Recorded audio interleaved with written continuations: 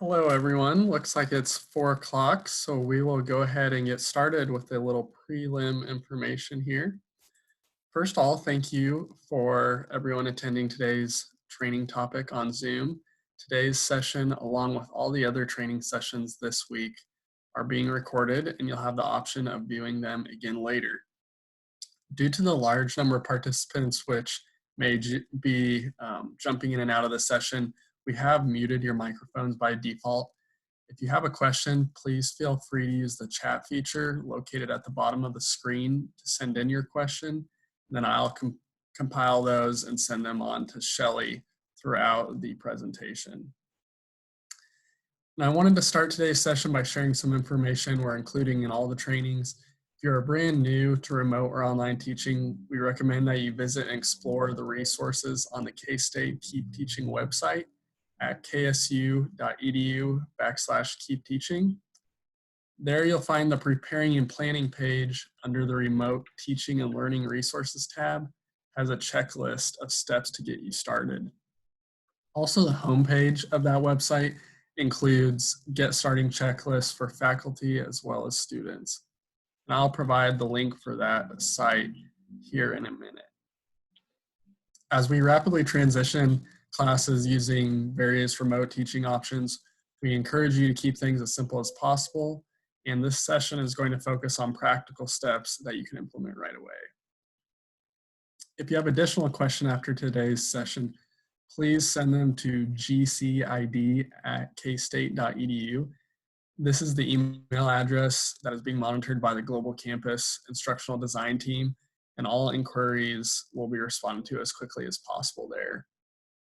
You can also contact the IT Help Desk by phone at 785-532-7722 or via email at helpdesk@ksu.edu. And then lastly, please also check out the K-State Keep Teaching training sessions page to see if there are other sessions that could provide helpful information as you transition to remote teaching. And that website will list out all the trainings for the week and then have the Zoom links attached to it as well. And once again, just to remind you, your microphones are muted by default. So if you have a question, feel free to drop it down in the chat and we'll address those as the presentation goes along. And I will go ahead and drop all those links into the chat. And Shelley, feel free to take us away. Okay, sounds good. Thank you, Reed. So once again, my name is Shelley Griffin, and I'm going to be going over how to use Zoom for teaching online.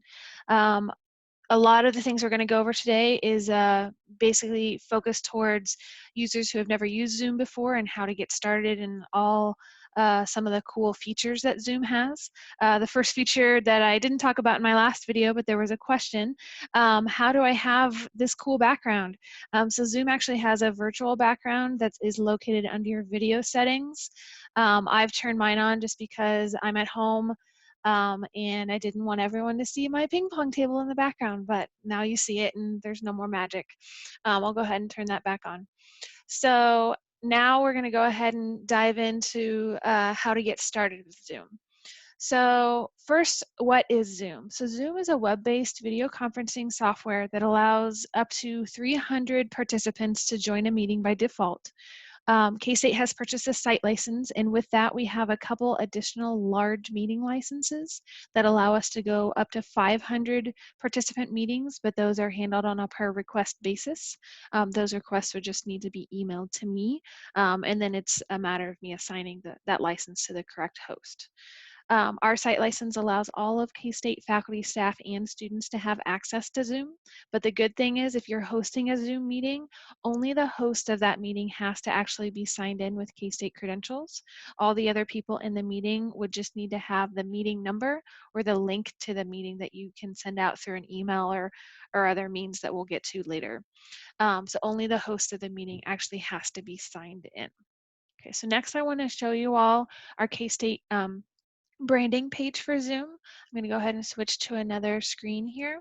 So K-State has this website already set up. You can get to it from either ksu.zoom.us or if you just want to put KSU and, or sorry, if you want to put Zoom in front of ksu.edu, so it would be zoom.ksu.edu, it will take you to this page here. A couple things that I wanted to point out, these quick links over on the right-hand side are really good resources. If you wanted to use the Zoom desktop client, this is where you would go and download that desktop client. The first option on the list is the one that you would want to download. The next quick link we have is a link to manage your Zoom profile. If you're already logged into another K-State service, as you can see, I am up here. I'm already logged in. If you click on that Manage Your Zoom Profile, it will go ahead and take you directly into your Zoom profile. The next quick link I want to go over is the Zoom Support Center. Zoom as a company already has a lot of great resources for how to use everything Zoom related. Some things they already have a video on how-tos. Others are just documentation and step-by-step how-tos on how to use certain features. There's search box up here, so if you have any particular feature or problem that you're having, if you just type in a keyword, lots of articles will come up about whatever you're trying to search for. So it's a really good resource out there for after today's training session. The last two quick links I wanted to point out, there's one that we've written for how to access Zoom specifically as a K-State user, how to get access to our site license, and we're going to go over this in a little bit more detail in just a minute. And then the last quick link we have is a Using Zoom PDF. It's essentially just a one-page document that helps you use the desktop application. One thing I do want to point out right now, over on the right-hand side, it currently still states that 100 is the meeting default. We still need to edit this, but the meeting default is now 300 participants by default, and we can go up to 500. So if you see this, don't worry, you can still go over 100 participants, you can go up to 300. Okay, another thing I'll point out, meeting times, if you're logged into our K-State Zoom site license, meeting times are unlimited, so you can go for however long you need to. If you're not logged in through Zoom's site license, and you're only using a free Zoom account, which I'll kind of go over later, how you know if you would log into a free Zoom account. Free Zoom accounts were limited to 40 minutes. I believe they might have lifted that due to the pandemic, but for the most part, you're going to want to sign in with our K-State Zoom site license if you are hosting a Zoom meeting. Okay, let me go ahead and go back to the PowerPoint. Okay, so how to get started using Zoom. So if you want to host a meeting, most likely you're going to want to schedule it in advance. So there's a couple different ways that you can do that. If you've downloaded the desktop client, like I showed you on the branding page, then you're going to want to sign in. There was an instruction sheet I also showed you on our branding page. So I will go back there right now. And so the accessing Zoom article I already have pulled up. And essentially it's step-by-step instructions on how to get signed in. So once you're on the desktop client, you would click sign in, and then it'll bring you to a box that looks like this. You'll want to make sure you click sign in with SSO, and then it's going to ask you, do you know your company domain? And our company domain for this would be KSU. If you were to just start typing in your EID and password on this page without clicking sign in with SSO, this is where you would get routed to a free Zoom account and not connected to our K-State site license. So you have to make sure you do click on this SSO button and then type in KSU for domain. Once you click continue, it'll bring you to our K-State purple EID and password sign-in page, and that's how you know that you're signing in correctly. The next way that you can sign in is just from the branding page itself. So if you're already signed into another K-State account up here, you'll see your name already signed in. So then you'll have access to be able to start scheduling and using Zoom over here. Another way you can do it is through your Canvas page. So if you don't already have Zoom pinned over here on the side, the way that you would do that is go to your Settings tab and go to the Navigation tab up at the top, and if Zoom is down here, you'll want to click and drag it to the top so that you can see it over on the left-hand side. So essentially all this does within Canvas, it just takes you to your Zoom profile page, where then you can start using Zoom from the web browser instead of the desktop application. The last place that you can go to get started with Zoom is the K-State Connect page. We do have a couple quick buttons right there where you can join meetings and host meetings. You can even schedule from here if you needed to. In order to access this on your K-State Connect, you'll want to make sure that Show Zoom is checked under your preferences to be able to get it to show up right here. Okay, let me go back to the PowerPoint now. So those are the ways that you access Zoom and get signed in. Now, once you're signed in, you're going to want to schedule a meeting. How to schedule meetings, there's a couple different ways. If you're on the desktop client and you're already signed in, this is what you're going to see. The scheduling button on the desktop client looks like this. You would just click on the schedule button. If you're on our K-State branding page, one of those buttons was schedule a meeting. You can do it that way. Or if you're on your profile page, either from just a web browser or through Canvas, your schedule meeting button will be at the upper right-hand corner. So that's how you would access the schedule meeting feature. So once you've clicked on schedule a meeting, this is what it looks like from the desktop client. It's very similar from a web browser. It just might not look exactly like this, but it's going to ask you all the same questions. So I'm just going to focus on the desktop client right here. So when scheduling a meeting, you're going to want to put in a topic. And then if it's a one-time meeting, you can go ahead and put your date and time. You can go ahead and put the duration on there. I'm pretty sure that 1 hour is the default. But if you only schedule it for an hour, don't be scared that your meeting is going to end on you after 1 hour has, happened. So you can actually go past that 1 hour. It's just a kind of just a guideline for how long you think your meeting is going to go, but it's never going to cut you off since you're the host. The meeting will end when you tell it to end. If it's not a one-time meeting and instead you're wanting to find a way to schedule just one time for every class that you're going to have for the rest of the semester, you would use this recurring meeting button. So essentially on Zoom's end, all that means is the meeting number that you're setting up for this, it will just continue to stay available for any time that you want to use it. Zoom doesn't care if you use that at the same time, twice a week, if it's a 1 o'clock class on Tuesday, Thursday, and you're only using it then, or if you use it at, 5 o'clock tomorrow, 12 o'clock the next day, 1 o'clock the next day. All it does is it holds that meeting ID for you for up to a year, then you can use it however you see fit. Now, as far as scheduling that with your participants, you would do that from whatever calendar system or, putting the schedule in Canvas or however you want to go about setting the schedule for when you're actually meeting with people. As far as the meeting ID, you can either ask Zoom to generate your meeting number automatically as a random 9-digit number, or you can select what's called the personal meeting ID. So once you have a Zoom account, it will give you a personal meeting ID that is a random 10-digit number. You can edit that. If you notice, this one looks kind of like a phone number on campus, and that's because it is. I've edited this account to be able to have a phone number that's associated with my group. And so it was just a way for my team to be able to recognize and memorize a number for a meeting so that we weren't constantly going back into an email trying to figure out what meeting that we're entering. So I know there's going to probably be a question, when do I use a random number versus when I use a personal meeting ID? It's completely up to you. I know some people who use their personal meeting ID for every single meeting that they host, and that's perfectly fine. I know other people who prefer to keep their different situations separated and use random numbers, and that's fine too. Just keep in mind, if you do use your personal meeting ID for every single meeting that you host, um, you know, it could be you've sent that meeting ID to your students. You've sent it to some other faculty members that you co-teach, on something. You could be sending it to some members of your department. You could be sending it to some members of your family because you want to video chat with them after work.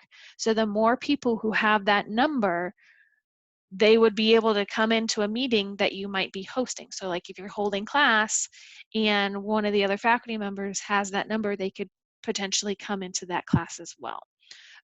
So like I said, there's no right or wrong way to use it. It's up to you, but I just want to make sure everyone understands the difference between a randomly generated number and your personal meeting ID. Reed, before I go further, did you see any questions in the chat about the differences? One was kind of what you were just touching on, is exactly how you would differentiate between meeting codes for each Canvas course or space. As So far as meeting in Canvas, numbers. yes, if there's how they would set up a individual code for each course. So you just have to schedule a different meeting for every class that you want to hold. Essentially, if you're wanting to use different meeting numbers for each class. Okay. And then also, this may be a system question, but one of the users was receiving an error when they clicked on the Zoom link in Canvas, even though it was activated. Anything off the top of mind that might cause that? That might be something we might need to put a ticket in and look further into without knowing the details right now. So, but for time's sake, I like to kind of press on and then have that specific Okay. issue created in a ticket. Okay. Yep, those are Okay. all the questions. So Awesome. Thank you, Reed. Okay, so moving on for the scheduled meeting tab here. So you can require a password if you would like. For video, you can choose to have at the beginning video turned on or off for both participant and host. However, keep in mind people can always turn their cameras on and off as they choose.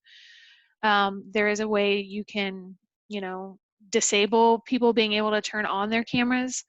But I mean, most of the time you're going to want to have people have the flexibility. For audio, same thing with flexibility. I recommend using this telephone and computer audio option. That way, if someone doesn't have a microphone built into their computer or they don't have a headset like what I'm using right now, they could still use a touchtone phone to call in using a number provided by Zoom to be able to get connected to your audio for the particular meeting. Okay, and then the last option is the calendar. I typically use this other calendar options because I think it's easier just to copy and paste the invitation and put it wherever you want. So if you were using an Outlook calendar, if you're wanting to copy the invitation into Canvas, or however other method that you would like to get the information to your participants. If you are wanting to use Outlook instead, it has to be the Outlook desktop client, not the Outlook web app, in order for this to work.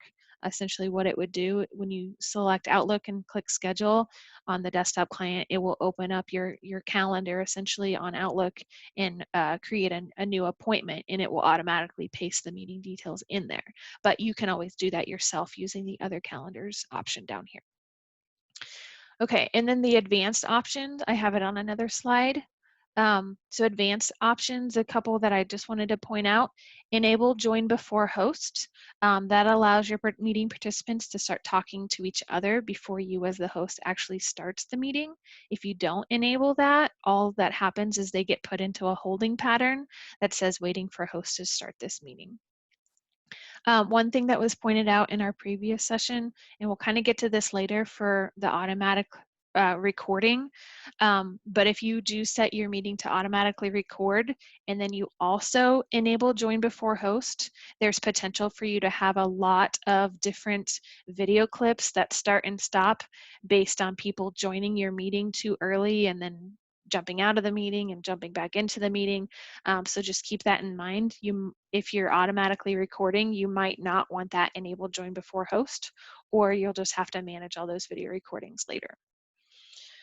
Another option that you can set when scheduling is mute participants on entry. This is very helpful, especially when you're having large groups come together so that not everyone is talking at the same time when they're trying to get their meeting set up or trying to get their microphone set up.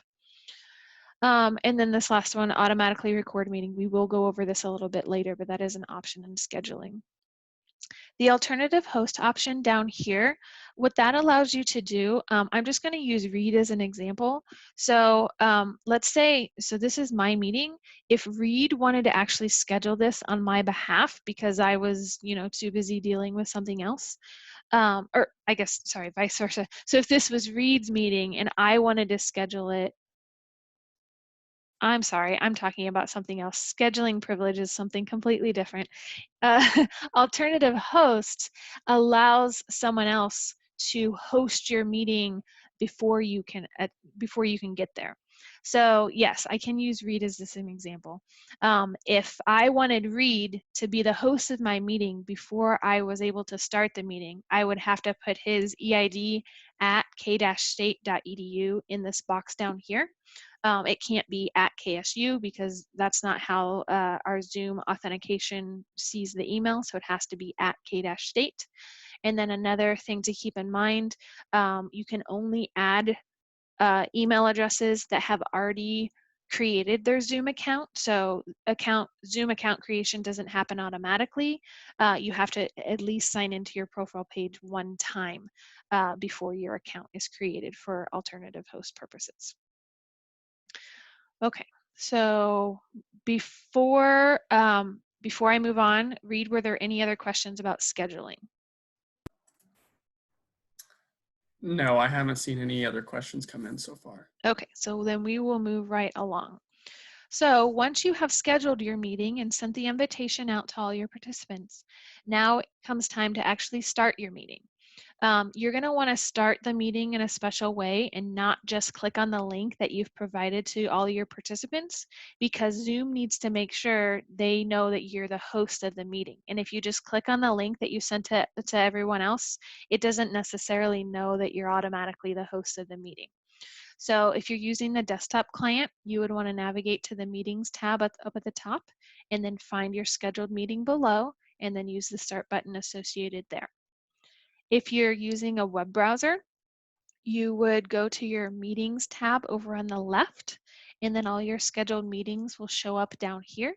And then there is a start button over on the right hand side that you would want to use to start that meeting.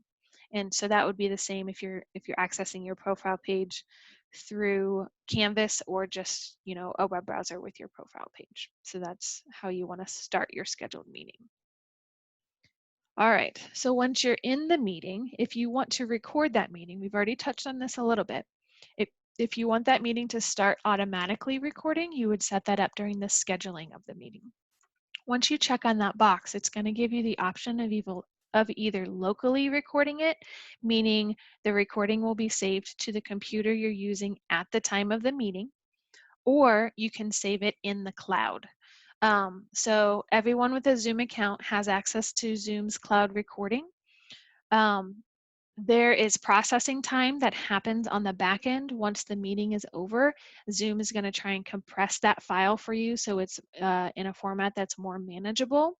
However, with the pandemic, Zoom is being highly used right now, and cloud recordings are taking a very long time to compress. So if keeping that in mind, it might be a better idea to go ahead and select locally recording for the time being, so that you can access your video files a lot faster. If not, if you're choosing in the cloud, it might not be available until a day, maybe even 2 days, honestly, with how backed up they are. If you don't want to set your meeting up to automatically record, instead you just want to do an ad hoc recording, you can do that.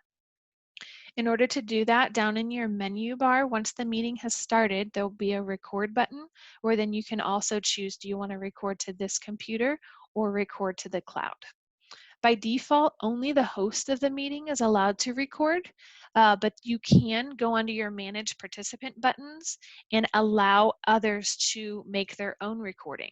So that would be under Manage Participant. You find the individual person that you're wanting to allow record, and then grant them the access to do that.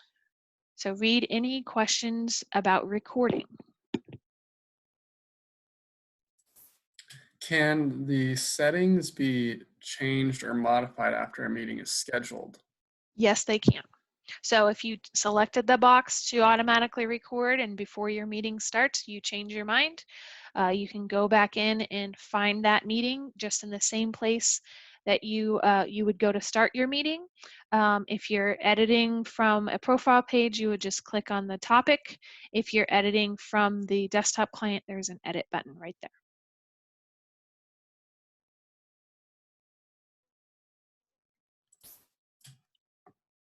Okay, Okay. looks like that covers all the questions so far. Okay, I will go ahead and move on to the next topic.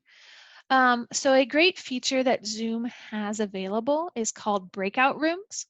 And what that does, it allows you to split your meeting into up to 50 different sessions. And then you can either assign those, which participants are in which session.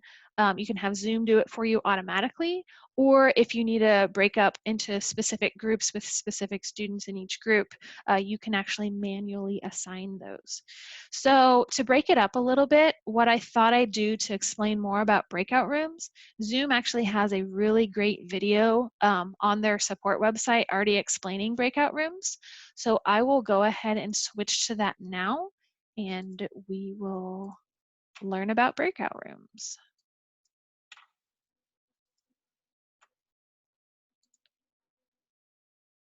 Video breakout rooms allow Zoom users to easily place meeting attendees into sub-meetings for.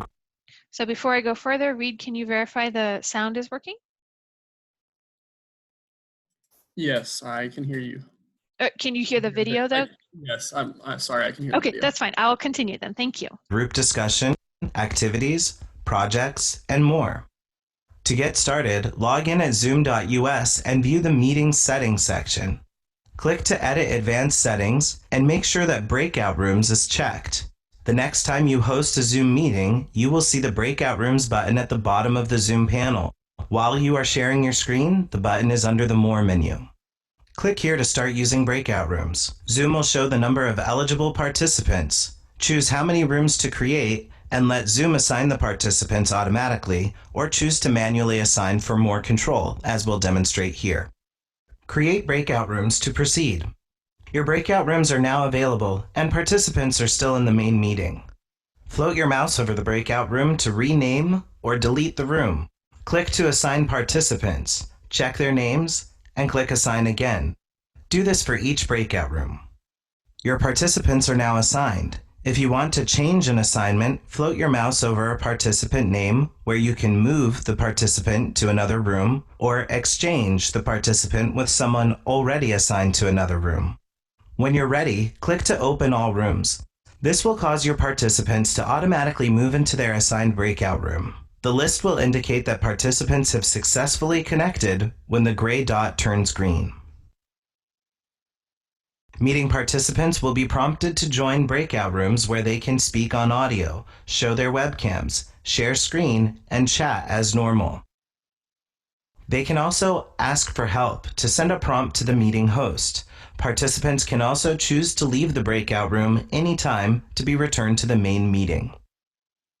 Return to the breakout rooms list as the host, and you can choose to join any of the breakout rooms to offer assistance. You can broadcast a message to participants, and a banner will be displayed. This is great for instructions or timing announcements. Again, float your mouse over a participant name to move the participant. When you are ready, close the breakout rooms. Participants will have 60 seconds to finish their discussion and will be returned to the main meeting. Open the breakout rooms menu again to quickly reopen the same breakout rooms or to make new assignments.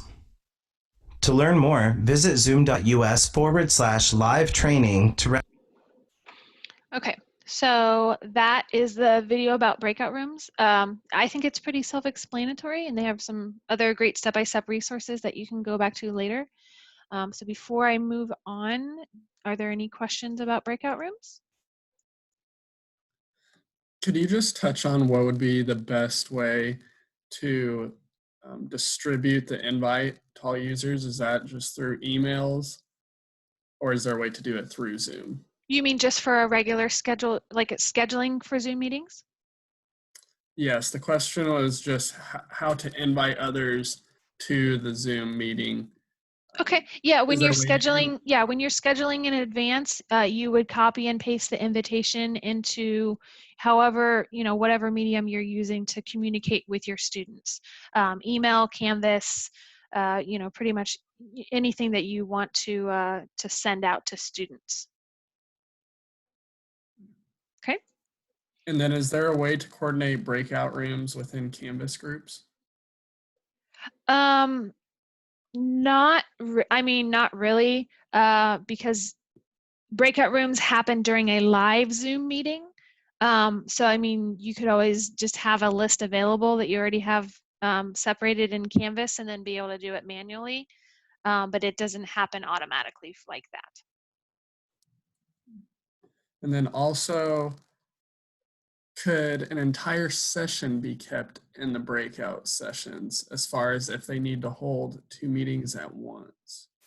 No, it is not used for that particular purpose. So, but yes, you could have the duration of your meeting as a breakout room, if that's what you're asking. But it's not meant to, you know, um, be a way to technically hold 2 meetings at once. It's one meeting with different rooms. Okay, thank you. I think that answered their question. Okay. So moving on to sharing screen. So another reason that I like to share breakout room information using the Zoom video is just to show that you can indeed share videos over Zoom. You can do any sort of screen sharing. So obviously right now I'm sharing a PowerPoint presentation.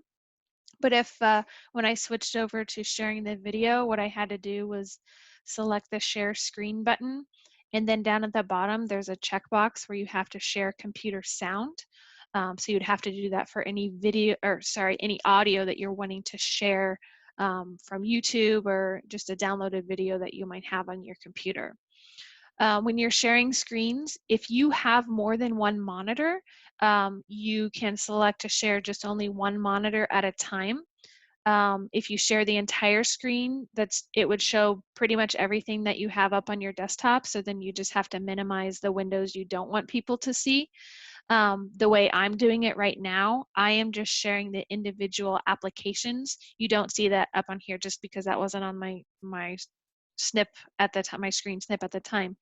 But you can choose just to share one application. So I, for this training session, am switching back and forth between PowerPoint and also just Chrome, a web browser.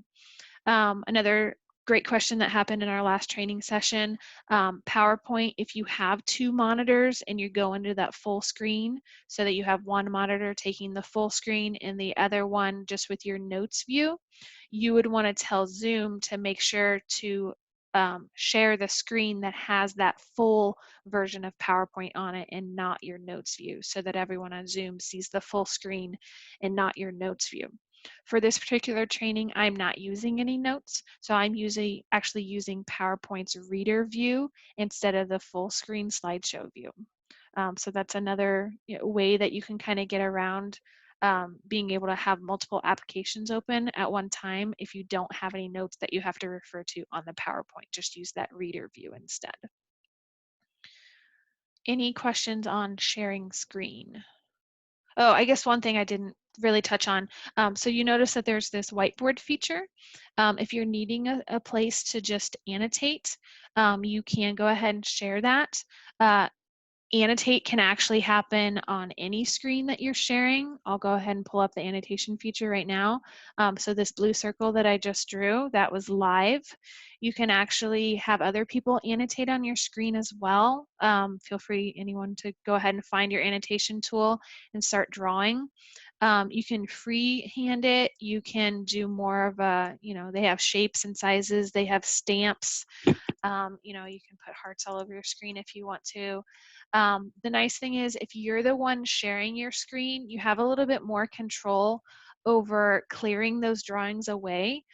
You can clear either everyone's drawings at the same time, just your own drawings, or just other people's drawings. So I'll go ahead and clear just my drawings away, and you notice that there's still this red line behind that someone else made on there. So it's a really good tool to use not only on top of PowerPoint or web browsers or anything that you're sharing, but they also have that whiteboard screen in there for you as well.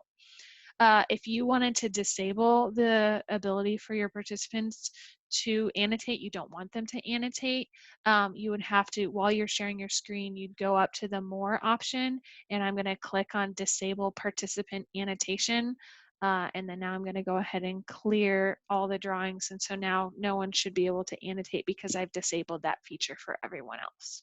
So don't feel alarmed if you're worried about students just marking up everything and not being able to control that. You can turn that feature off if you need to. Okay. So with that, I will go ahead and move on to our next topic. And that is polling. So Zoom has a feature called polling that you can set up polls in advance and then be able to launch those polls and ask questions throughout your training session. You can set up multiple polls. Each of those polls can have multiple questions. So it's pretty easy to do. First, you're going to have to make sure that polling is enabled in your meeting settings on your profile page. So let me get to over here so you can see that. So I'm accessing the profile page within Canvas right now, but essentially you'd want to make sure a meeting is set up first, and then you'd have to go in to edit that meeting. So going back to my PowerPoint, you can kind of see a screen snip right there. So this also an example of a meeting that had already been set up. So you would navigate to that from either your Canvas page or just a web browser. You would get to your profile page, and then you would want to click on the training or the meeting topic name. That's how you would go and edit. And then once you get there, you would have to go down to the very bottom of that meeting, and there's going to be a box that says add a poll. You do not have a poll created yet, and then you can add. Once you click on that add button, this is the box that's going to pop up. You can enter a title for your poll and then start typing your questions, and then add as many questions as you need with either single choice answers or multiple choice answers, and then you would save the poll. And this is all done, again, before the meeting has actually started, so you're going to want to set these polls up in advance. So once it does come time for your meeting, all you'll need to do is at the bottom of your menu bar, you'll see next to the share screen function, there's polls, and that's where you would select, if you've created multiple polls, you'd select the one you were ready to share at that time. Go ahead and launch that poll, allow your participants to to answer, and then you would flip through the questions, as needed. And then when you were done, you would just end the poll, and then Zoom will give you the option to share those results if you wanted to share them live in your class, and then go over discussion, why one answer was more popular, or why one answer was correct and not correct. So however you set those polls up for the learning environment. So I think that was that was the last slide I had for polls. Reed, were there any questions that came in? One question about polls were if they need to verify, say, their students' attendance with first and last name and email, can they do that through polls? So the answers in polls, let's see. Yes, I believe after the fact, you can run a report that shows you how each of your students answered those polls. So technically you could use that. You could just set up one polling question that says, are you in class today? Yes or no. And as long as they answered something, I mean, you could have some students who answer no, but they can't actually take the poll unless they're in the class or in the meeting. So as long as they answered it, later you'd be able to run a report and see who answered and how they answered.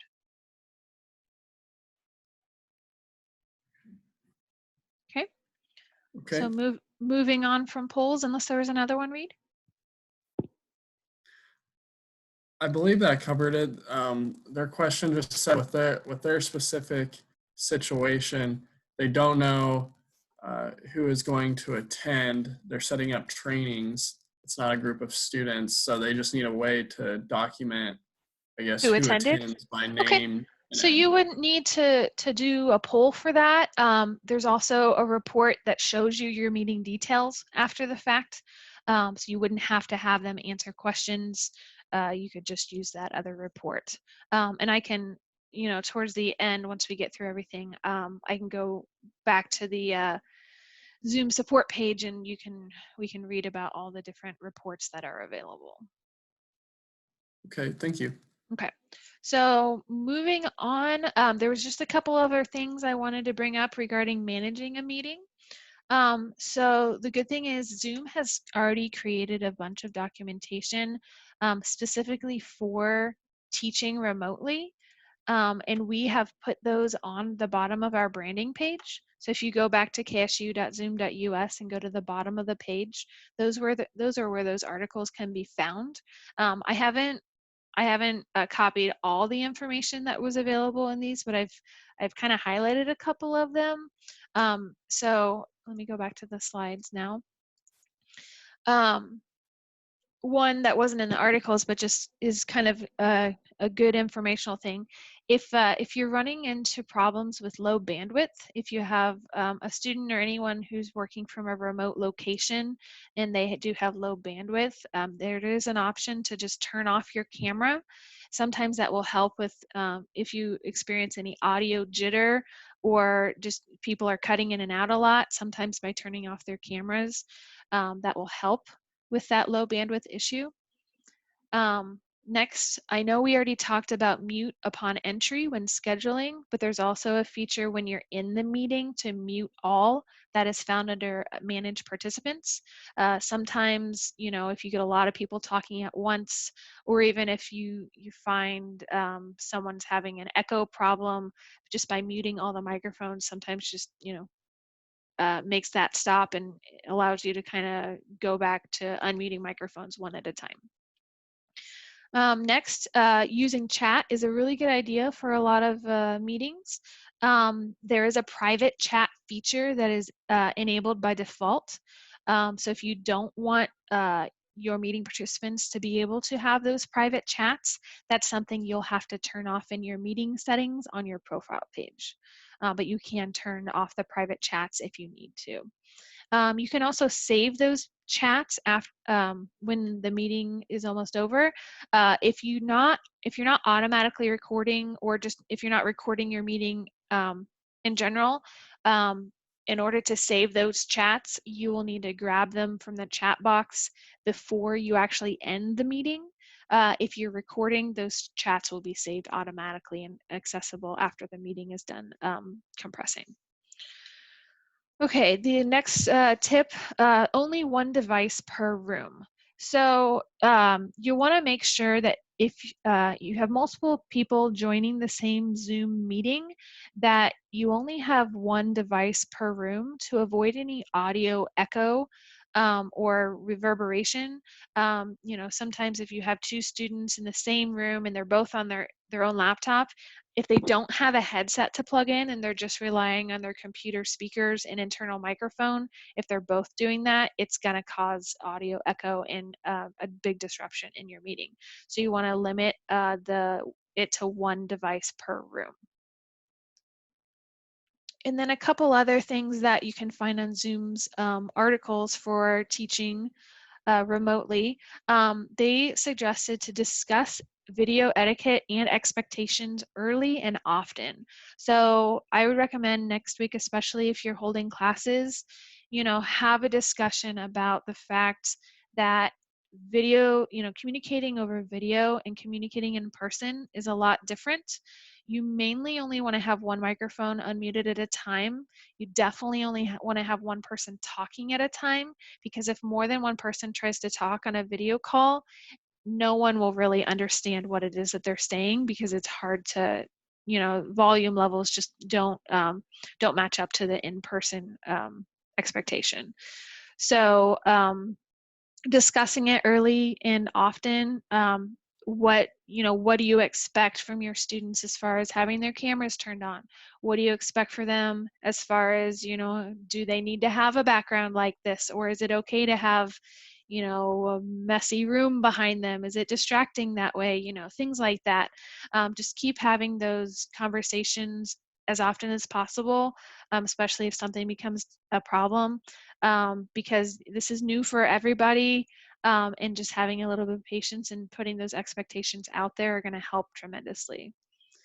Another thing, take time to promote questions. So maybe not save all your questions for the end of class. Maybe take a break every 10 minutes and see, are there any questions at this time?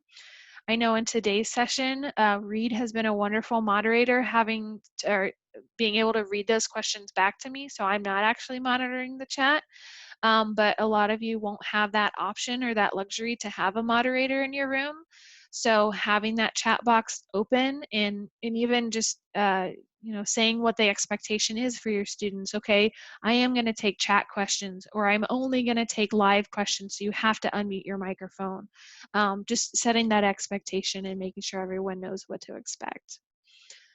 Keeping chat open during your meeting is helpful. And then we've already kind of gone over the annotation on the screen share. So with that, I didn't really have anything else specific I was going to talk about. So I will go ahead and open it up for questions. So Reed, are there any questions that have come in that you don't think I have answered yet? And then Reed, you are still muted. It doesn't look like there's really any questions that you haven't covered yet. We had one question about how can the host control microphones one at a time, and I mean, would the best route just be unmuting beside their name and the So yeah, participant? you would have to, so the host of the meeting has a button it's called Manage Participants, whereas everyone else in the meeting who's not a host, it just says Participants. By clicking on Manage Participants, I have a list of all the participants in the meeting where I have the control to be able to mute people's microphones. So for instance, I'm going to go to Reed right now and I'm going to mute his microphone. And so you could hopefully see, if you see Reed's camera, there's a little red microphone with a line through it now under Reed's microphone. And then now I'm going to go and unmute Reed's microphone so now he can talk. Great. And then Yeah. also we had a couple questions come in about the background function. Could you please touch on how to set a background? Sure. So Zoom has a feature under their video settings called virtual background. Down in the menu bar, you should have a camera, a white camera, and then a little caret next to it. You would click on that, and there was an option to choose virtual background. So I'll go ahead and turn mine off right now. And then I'm just using one of Zoom's default of the Bay Bridge. You can even upload your own backgrounds if you want.